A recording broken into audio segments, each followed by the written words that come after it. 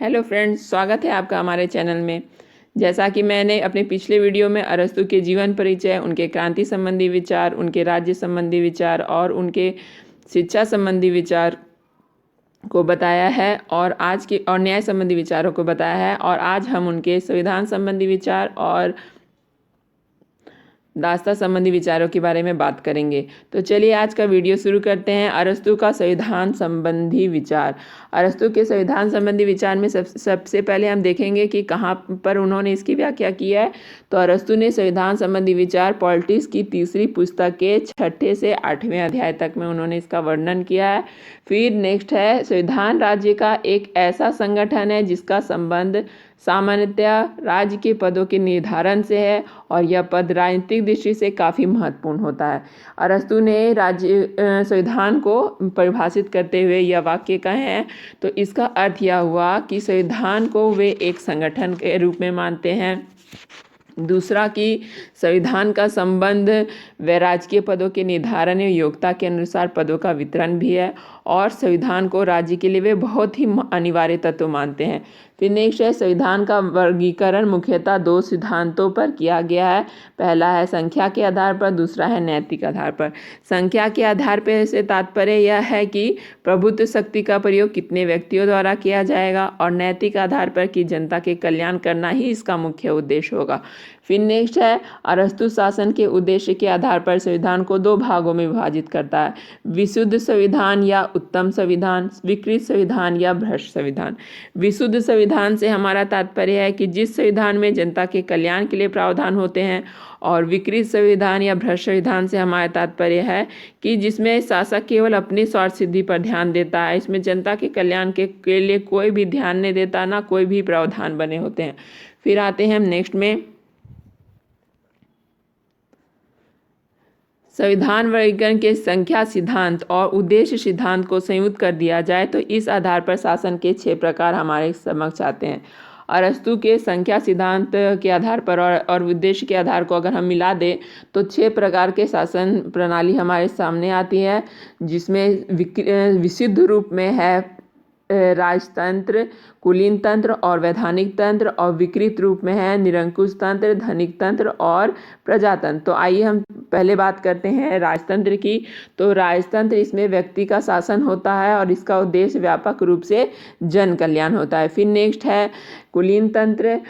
कुलीन तंत्र, इसे भी उत्तम अरस्तु मानते हैं। इसमें भी जनता का कल्याण संभव है। इसमें शासन की बागडोर कुछ वर्गों के हाथों में होती है, तो वे जनता का कल्याण करते हैं। फिर नेक्स्ट है वैधानिक जनतंत्र। वैधानिक जनतंत्र यह भी अधिक से अधिक सार्वजनिक हित में कार्य करते हैं। और अब आते हैं हम निरंकुश तंत्र में, जो राजतंत्र का ही विकृत रूप है। जब इसमें भी व्यक्ति विशेष का शासन होने के कारण कभी कभी ये व्यक्ति विशेष अपनी ही स्वार्थ सिद्धि के लिए कार्य करने लगते हैं, जिससे निरंकुश तंत्र का जन्म होता है। फिर ये जो धनिक तंत्र या कुलीन तंत्र का ही विकृत रूप है, और इसमें भी कुछ लोगों के शासन होते हैं, अपने वर्ग हित के लिए शासन करने लगते हैं। और प्रजातंत्र वैधानिक जनतंत्र का ही विकृत रूप है। इसमें भी शासक निर्धनों के हित में बहुसंख्यक वर्ग अर्थात ज़्यादा से लोग शासन करने लगते हैं। फिर है संविधान वर्गीकरण के अन्य आधार। अरस्तु ने इसके अन्य आधार भी बताए, जिसमें है आर्थिक आधार, जिसमें कि प्रजातंत्र में निर्धनों का शासन होता है और धनिक तंत्र में अमीरों का। फिर है समानता, स्वतंत्रता, संपत्ति और नैतिकता के आधार पर संविधान का, जिसमें जनतंत्र में स्वतंत्रता पर जोर दिया जाता है, धनिक तंत्र में संपत्ति पर, और कुलीन तंत्र में नैतिकता पर ज़्यादा ध्यान दिया जाता है। फिर आते हैं हम नेक्स्ट में, शासन संबंधी कार्य प्रणाली के आधार पर उन्होंने कहा है कि राजकीय पदों पर धनिक तंत्र में धनी वर्ग रहते हैं और संवैधानिक जनतंत्र में योग्यता के क्षमता वाले लोगों की नियुक्ति होती है। फिर नेक्स्ट है, अरस्तु के समय लॉटरी पर आधारित प्रजातंत्र था। प्रजातंत्र जिसे कि अरस्तु अच्छा नहीं मानते थे, पर उस समय जो प्रजातंत्र था वह राजकीय पदों पर वितरण लॉटरी के माध्यम से होता था, अर्थात उनमें योग्यता एवं क्षमता था, विद्वान एवं वैज्ञानिक का कोई फर्क नहीं हो पाता, इसलिए अरस्तु इसकी कटु आलोचना करते हैं। फिर नेक्स्ट है, अरस्तु के अनुसार जिस प्रकार साइकिल के पहिए घूमते हैं उसी प्रकार शासन का रूप भी बदलता है। इसका तात्पर्य यह है कि पहले वे राजतंत्र विशुद्ध रूप में होता है, फिर आताताई कुलीन तंत्र में जाता है, फिर वर्ग तंत्र में जाता है, फिर संवैधानिक तंत्र और फिर प्रजातंत्र, और यही चक्र फिर से वापस घूमकर राजतंत्र में, फिर आताताई तंत्र में, फिर कुलीन तंत्र, ऐसे ही ये चक्र घूमता ही रहता है। फिर आते हैं हम नेक्स्ट में।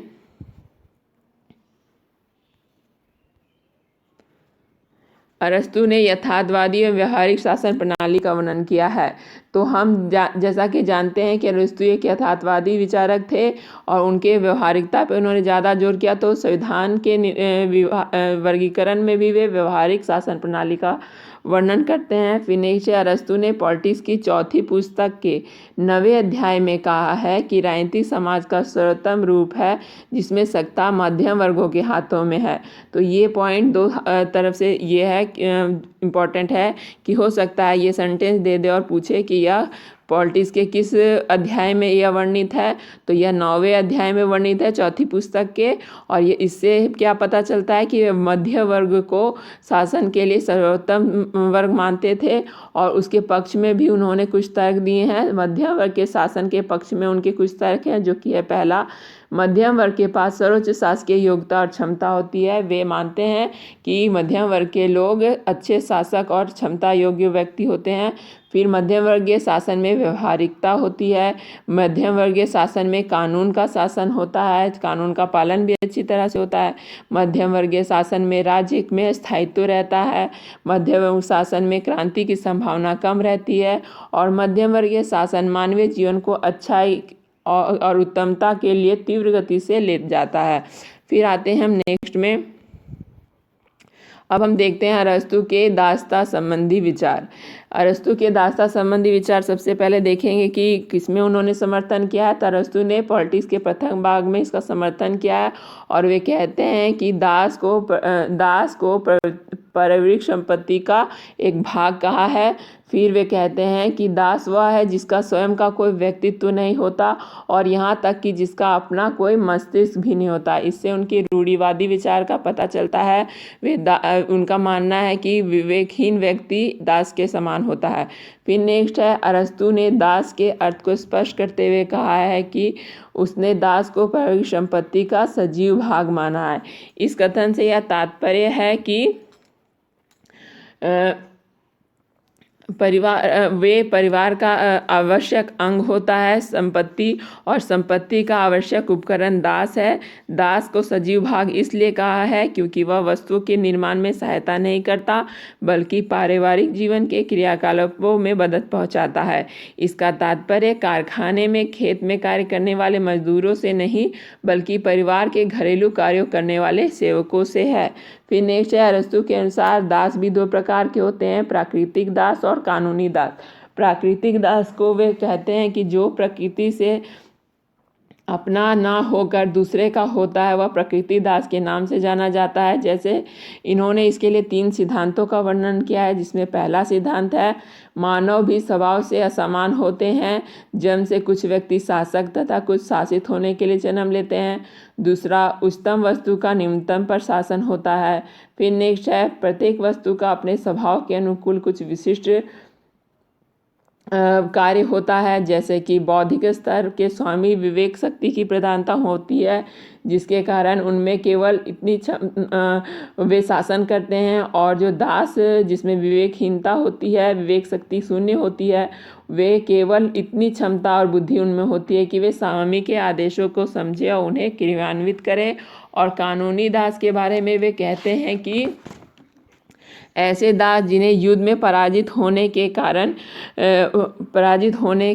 युद्ध के बंदियों के रूप में विजय अपना दास बना लेते हैं, उन्हें कानूनी दास कहते हैं। फिर आते हैं हम नेक्स्ट में। अरस्तु वंशानुगत दासता संबंधी व्यवस्था को उचित नहीं मानते हैं। उनका मानना है कि यह वंशानुगत नहीं हो सकता, दास का बेटा दास ही बनेगा, ऐसा जरूरी नहीं। अगर दास के बेटे में विवेक तत्व की प्रधानता है तो उसे स्वामी वर्ग में भी रखा जा सकता है और उसके विवेक तत्व को बढ़ाने के लिए भी कार्य किया जाना चाहिए। फिर नेक्स्ट है, अरस्तु ने दास को मनुष्य की श्रेणी में न रखकर उपकरणों की श्रेणी में रखा है। हो सकता है एग्जाम में पूछ दे कि उन्होंने दास को किस प्रकार का माना है, तो वे उसे दास को उपकरण मानते हैं, ना कि मनुष्य की श्रेणी में रखते हैं। फिर नेक्स्ट है, अरस्तु ने दास प्रथा से संबंधित कुछ दशाओं की चर्चा करता है। वे कहते हैं कि यदि दास में बुद्धि और ज्ञान आ जाए तो उसे मुक्त कर देना चाहिए। इसका मतलब है कि विवेक संपन्न व्यक्ति को वे दास नहीं समझते। फिर नेक्स्ट है, स्वामी के दासों के प्रति पुत्रवत व्यवहार करना ही चाहिए। उनका मानना है कि एक स्वामी को दासों को अपने पुत्र के समान व्यवहार करना चाहिए, ना कि पशु की तरह उनसे कार्य करवाना चाहिए, या फिर मतलब कोई भी निर्दयी होके अपने दास के साथ उन पर शासन करे, ऐसा नहीं हो। वे पुत्र के समान उनसे व्यवहार करे।